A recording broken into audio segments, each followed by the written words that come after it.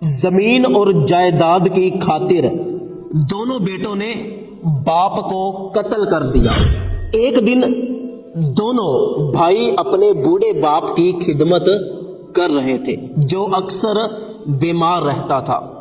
بڑے بھائی نے باپ سے کہا کہ ابو جی، آپ اپنے جیتے جی زمین اور جائیداد ہم دونوں کے درمیان تقسیم کر دیں، کہیں ایسا نہ ہو کہ آپ مر جائیں، آپ کے بعد ہم دونوں زمین اور جائیداد کے پیچھے لڑتے پھریں۔ باپ نے کہا کہ ہاں، یہ اچھی بات کی ہے، ابھی زمین کے کاغذات لے کے آؤ، میں تم دونوں کے درمیان اپنی زمین اور جائیداد تقسیم کر دیتا ہوں۔ چھوٹا بھائی اٹھا اور جلدی سے جا کر زمین کے کاغذات لے آیا۔ بوڑھے باپ نے زمین اور جائیداد کے کاغذات پر سائن کر دیے اور اپنی ساری زمین اور جائیداد اپنے دونوں بیٹوں کے نام لگا دی، لیکن زمین کا ایک حصہ مسجد کے نام چھوڑ دیا۔ یہ بات دونوں بیٹوں کو پسند نہیں آئی۔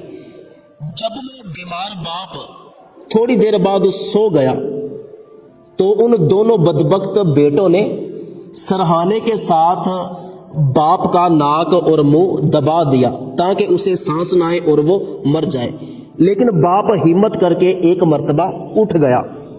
بڑے بیٹے نے جلدی سے چادر کے ساتھ اپنے باپ کی گردن کو زور سے دبا دیا اور دونوں بیٹوں نے وہ چادر باپ کے گلے میں ڈال کر زور سے جب کھینچی تو بوڑھے باپ کا سانس بند ہو گیا اور وہ وہیں پر مر گیا۔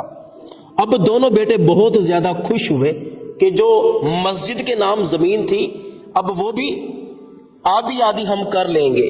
وہ دونوں بھائی اس بات پر بہت زیادہ خوش تھے۔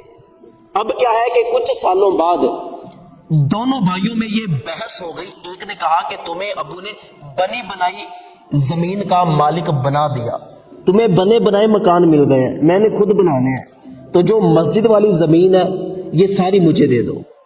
دوسرے نے کہا کہ اس طرح نہیں ہوگا، میں تجھے صرف آدھا حصہ ہی دوں گا۔ اس بات پر ان دونوں بھائیوں نے آپس میں لڑنا شروع کر دیا۔ غصے میں آ کر بڑے بھائی نے چھوٹے بھائی کو اینٹیں مار مار کر مار دیا، اسے قتل کر دیا۔ اب وہ بڑا بھائی بہت زیادہ خوش تھا کہ ساری زمین اور جائیداد کا اب میں اکیلا وارث ہوں، میں ساری زندگی عیش کروں گا۔ اسی دوران اسے ہارٹ اٹیک آتا ہے اور وہ تڑپ تڑپ کر مر جاتا ہے۔ تو دوستو، نبی کریم صلی اللہ علیہ وآلہ وسلم نے ارشاد فرمایا کہ ہر امت کے لیے ایک فتنہ ہے، میری امت کا فتنہ مال ہے۔ تو اللہ پاک ہمارے دلوں سے مال و دولت کی محبت نکال کر ہمارے دلوں میں اللہ اور اس کے رسول کی محبت پیدا کرے۔ جس کے پاس بھی مال ہو وہ اللہ کی راہ میں زیادہ سے زیادہ خرچ کرے۔